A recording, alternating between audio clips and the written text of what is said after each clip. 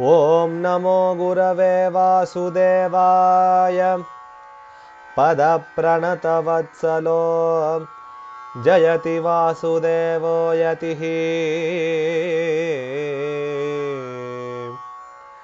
ॐ नमो गुरवे वासुदेवाय पदप्रणतवत्सलो जयति वासुदेवो यतिः।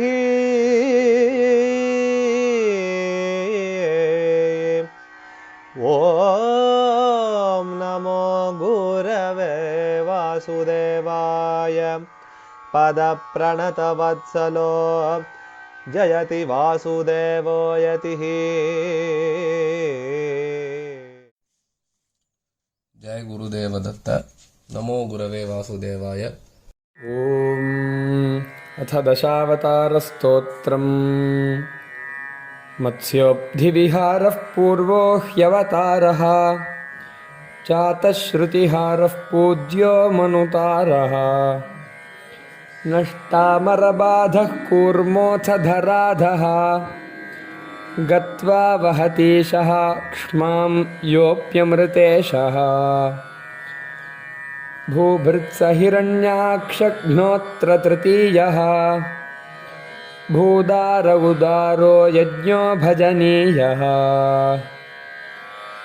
भृत्योक्त्यनुसारी पूर्वो सुरवैरी, नाम्नापि नृसिंहः साक्षाच्चन्द्रसिंहः। यो वामनवेषः सन् पञ्चमयेषः, याञ्चोपधिबद्धस्तेनो बलिरद्धा। दूराक्षयकामः स्यात् भार्गवरामः, क्ष्मादो गुरुदासः षष्ठोऽब्धनिवासः। रात्सप्तम आसीद्रामो वनवासी, पितृयुक्त्यनुसारी रक्षोलयकारी। पर्ण्यष्टम इष्टः कृष्णो हतदुष्टः, यः षोडश नारी साहस्रविहारी।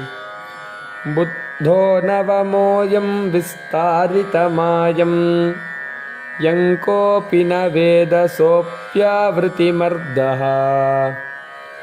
म्लेच्छक्षयकर्ता कल्कीवृषभर्ता, विप्रो भवितार्थ्यः शूरो दशमूर्त्यः।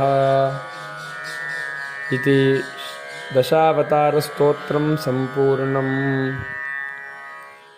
नमो गुरवे वासुदेवाय। जय गुरुदेव दत्त।